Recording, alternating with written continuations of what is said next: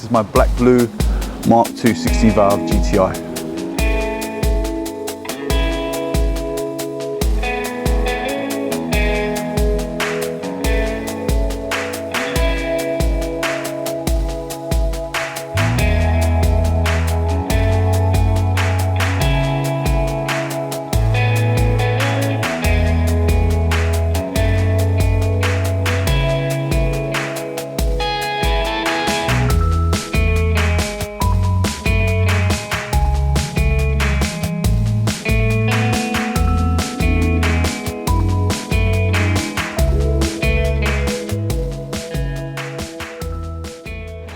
Quite hot out here today, so let me just walk you around this car. Okay, so this is a 1990 spec, even though it's on a G reg, that's what they call it, a 90 spec. So this car is a late 89, but I remember the first time I saw one, my friend had one who still has it, but it's actually grey now, not this color anymore. And big up to Altaf. And yeah, this is, I just love this car, and when I had the opportunity to buy one in this colour, I grabbed it with both hands. I didn't look back. When I bought it, it was a solid car, but obviously just, you know, a bit unloved. It came with loads of extras as standard, like the electric windows and electric mirrors, but we'll get into that. Yeah, so I made my version of what I used to work on when I was at the dealer at Dover Court in St John's Wood, and we'd get the odd car coming from Scots of Sloane Square. They were dealers for Ottinger, they were dealers for GTI Engineering. So we'd get these cars in and they were amazing. They were all specced up with Recaros and 2-litre engines and 16 valves and 8 valves, and I always admired and inspired to have one. So I thought, I've had loads of Mark IIs in the past, I've always modified them, you know, superchargers and turbos and this, that and the other, and now just, as things got on, I just wanted an original OEM plus one. So that's what I built, is basically what I saw in those late 80s, early 90s cars, and this is my version and my take on one of those cars. So let me just walk you through it. So it's originally an ABF block, which I've kind of freshened up, and I've actually put a set of rods in. There was no need to put the rods in, it's just that I had the rods laying around for another project which I thought I was never going to do. So it's actually got a set of rods, uprated rods in there with standard pistons in it. Like I said to you, it's got an old GTI Engineering head with again Schrick 268 cams. It's also got an adjustable pulley on the inside, an adjustable vernier on the outside, so you can kind of time up the cams. It's running K-Jet, which a lot of people don't like. I tend to really like this K-Jet, but what I've done is it's actually running, everything's new. So it's got a new pump, the in-tank pump, new outside pump, and the box as well. This was done by KMI, I think it was, I can't remember the company's name. They used to do the cars back in the day for GTI Engineering, and they still do them for Tim Styles Racing and stuff. And what they do is they actually modify, they recondition as well as they modify. So this is actually being modified to match the engine, flow wise, performance wise, so it actually flows 10% more fuel. The fuel pressure regulator is just being reconditioned. It's standard, it's just been reconditioned, but it's been drilled so I can up and down the pressure. So if I need to adjust it, I can. What else? It's got DTA, so it's not actually running the original ECU anymore. So you had obviously the K-Jet, which was run independently to the ignition, which still is the same way, but also you had the idle valve that ran independent of both systems, had like a relay that controlled it on the inside, as well as you were limited on what you could do with the ignition map. I think it was an 8x8, if you know what that means, map for the ignition. So you dialed it in with the distributor, and it either pinked in places or it didn't. So it was always a compromise. So to get the most out of it, as well as a few little extras to control the idle valve and stuff, I fitted a DTA ignition ECU. So it's kind of fully controlled and mapped, so to my spec and to the engine spec basically. So it matches the engine perfectly. So it controls the idle valve. The RPM is actually, the rev limiter is set at 7,500 RPM. It's got a shift light as well, and a few other little bits and pieces that you can do in it. So some of the stuff's actually not connected, like this is not connected, doesn't need to be. The distributor's not connected, even though I will dummy up the plugs I will kind of do that. At the moment, this is a bigger battery than it needs to be, so just to get it started, because it's been stopped for a while, so that's why that's like that. It's also running, again, I like the Mark III subframe because of the way the bushes are in the rear of the wishbones. The engine mounts are better and everything, so it's running a full Mark III subframe and wishbones, as well as 4x100 wishbones, as well as the power steering is all the green stuff, the pump and all the lines as well, so they look quite fresh, and I've modified the metal one to fit along there. It's quite nicely done and stuff. I've got a fresh bottle, the heat shield, I mean, you've got both covers. It's also quite rare, this car actually came with even a little cover that sits here that goes onto the airbox. These are quite rare. It's got all the ducting and stuff. The radiator, these 60 valves can run a bit hot, so what I did was actually I got an aluminium radiator, one of these thicker core ones, and then I painted actually the ends in black to make them look like, imitate the original one. Used the original cowling, but looked at the fans, it's running an AC fan, so it's actually running a more high power wattage fan, so it's got a lot more potential with more fins in it as well. So the cooling side is all done. The gearbox was rebuilt, and it had ARP bolts in it instead of the pot rivets to make it stronger. It's got no diff in it. Also, what I did do though is I'm not sure you guys are gonna be able to see it in here, is I've rose jointed, or I put the weight in it, and also I rose jointed all the little linkages bits, so it takes all the play out of it, and it just makes it really quite, and shortened it slightly as well, again for that kind of OEM plus feel. Hopefully you guys can get to see the color. It's really strange because in this light, as you can see, it's blue. Yeah, if you come over here to where it's in the shade, it looks almost black. Rolling on a set of G60s of Brings with 280 brakes off the G60, so it's running all that. It's running B12, Bilstein B12 shocks and springs on it. The rubbers here are good. This one's just got a small little split, but it's still in good condition, as is the spoiler. Had to actually refit the wiper. It was quite difficult to actually source one. This rubber on this side here is quite good. The doors, I mean, look how they close. It's closed lovely. So this is the inside, and got the original 16 valve glove box with the electric windows. I just got this, the AC thing, it doesn't actually have it. It's just I sourced the one, I thought it looked quite cool. Got this old steering wheel, again it's off a GTI engineering car. The headlining was redone, and unfortunately it's in here in the heat in Portugal, it's come down. A trimmer here to actually retrim it. If a trimmer here can get them to stick in this hot sun, then they'll stick anywhere. So it's got electric windows, it's got electric mirrors, those were standard. It's also got a height adjustment. Headlights, I've actually added that. It's got an old, an imitation of an old radio. It's a Continental. I think these were rebadged by a few brands depending on what color it was. So it's got Bluetooth, DAB radio, but it kind of looks retro, which I quite like with the LCD screen. The LCD screen and the chip all works on this perfectly. I mean, it's got on 119, so it's fairly low mileage really for the year and the age of the car. Right, so we come to the main bit that actually dominates the interior, which are these lovely Recaros. These were done by my good friend Leon, who unfortunately passed away in late November last year. And what I did was I got myself a set of early VR6 cloth seats.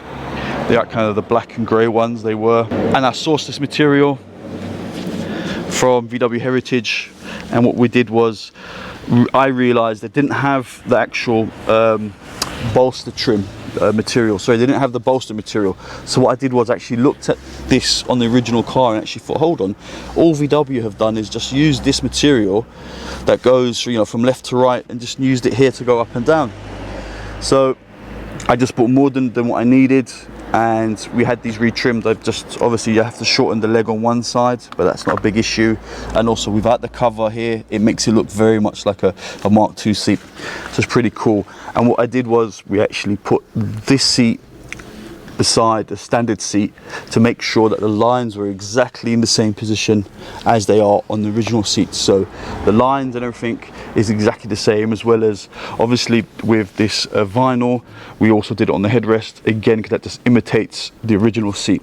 The only thing I didn't like from the original seat, which I wasn't going to imitate, was the piping that the original seat has. So there's no piping. I think it's better for it. So it's about time this goes back to the UK really. I can't really use it here. It's sitting here.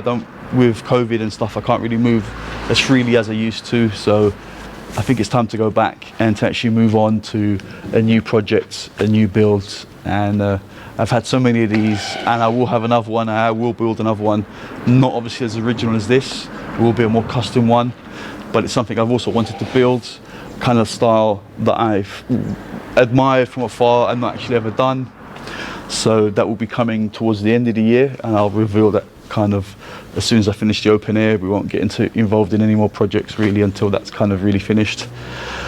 And so to get this ready back to go to the UK, you need to do an oil change or filter change. There's a small coolant leak here on the side of the head. Also the power steering and the pump's a bit noisy, but yes, I'm going to be fitting that on it as well, and just changing the bumper on the rear, and also taking the headlining off. Okay, so let's get into this and do these little bits that we need to do in the car to get it ready to take it back to the UK. Right then, first thing this morning was to take the headlining off, to give it to my trimmer.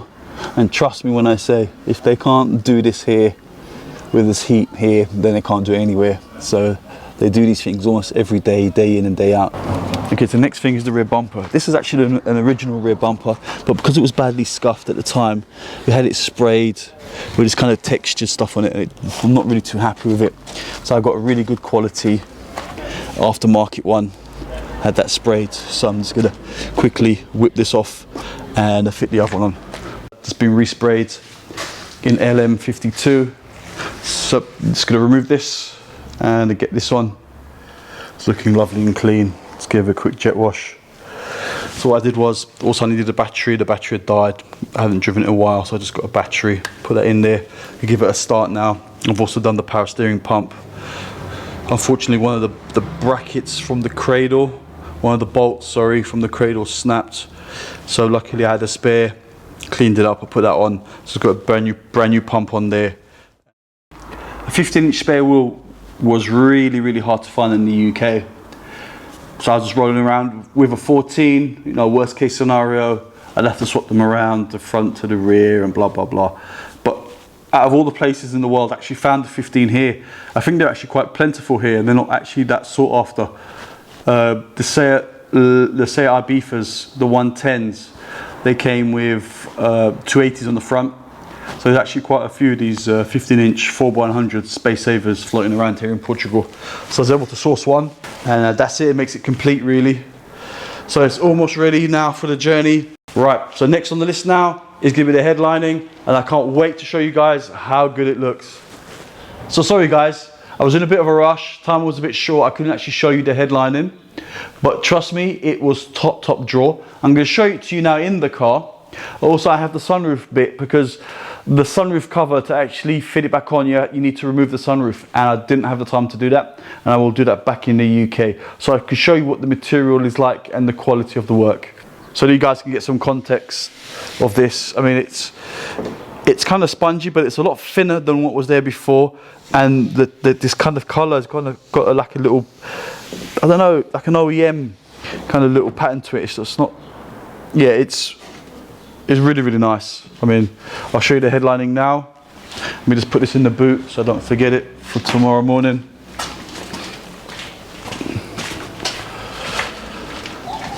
Oh, hopefully you can see. I don't know how much you can see. The headlining is done.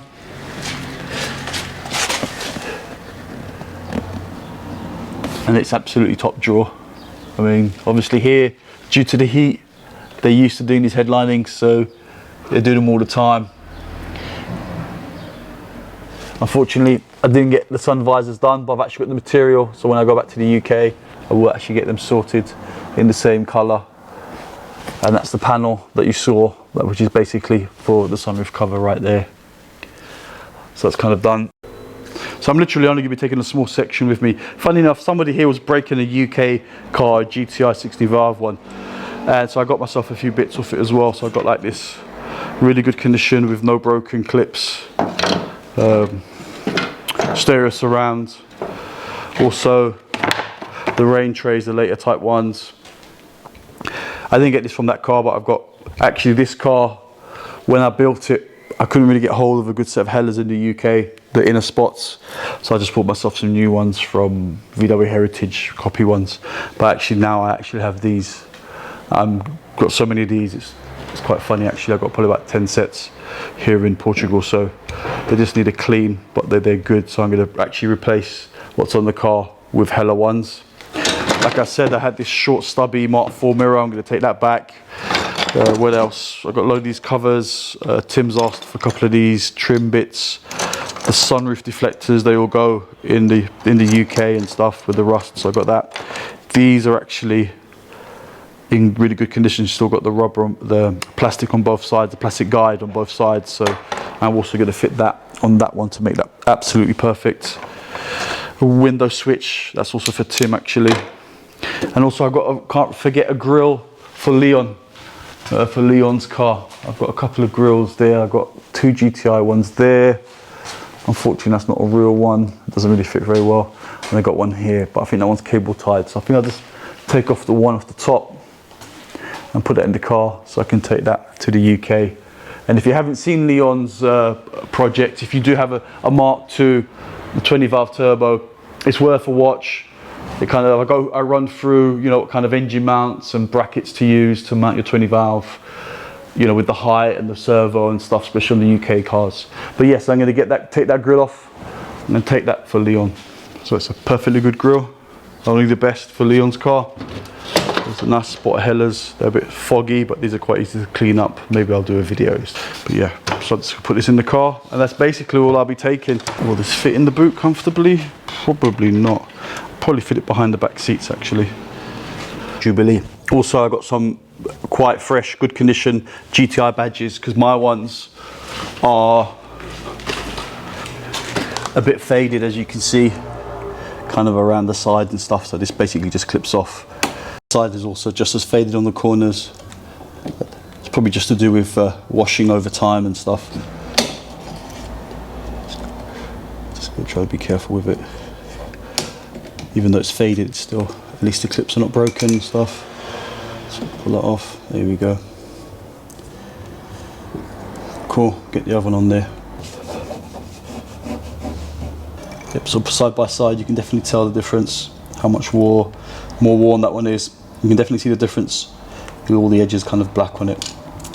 Just looks a bit more tired, whereas this one's quite a good condition one. Perfect. Alright guys, so I've almost done now. All I need to do is put a few more items in the car, like my cleaning products, to clean the flies off the screen. And it's going to be a little bit of a road trip tomorrow, a little bit of an adventure. I'm taking my time actually going up, so I'm going to be stopping off in the north of Portugal, and I'll take you guys along. So by the time you see this video on Sunday, I'll actually be on the trip, and then on Wednesday you'll actually see if I've made it or not in one piece, and hopefully if there's no issues with it and stuff. But I'm looking forward to actually showing you guys, taking this down some little country lanes and actually giving it some good stick, and you guys can really hear this, how this thing sounds. It sounds absolutely amazing. And then once it's in the UK, gonna get it MOT'd, gonna get it taxed, and we're gonna sort out a few more little bits that it needs. And unfortunately it's actually going up to sale. It has to go. I have a new project which I will reveal to you guys next Sunday. So all I can say is it's German. It's not a VW or an Audi. It's an 80s car. It's a very iconic 80s car, and it does have a little twist as well. It's, you know, the car was originally NA, it's actually boosted, and I'm going to be, you know, updating that whole turbo system and the standalone management, and actually taking you guys through the standalone management and kind of what's involved with doing basic maps and getting it started and stuff. So there's going to be a lot of content, and that car's in the UK.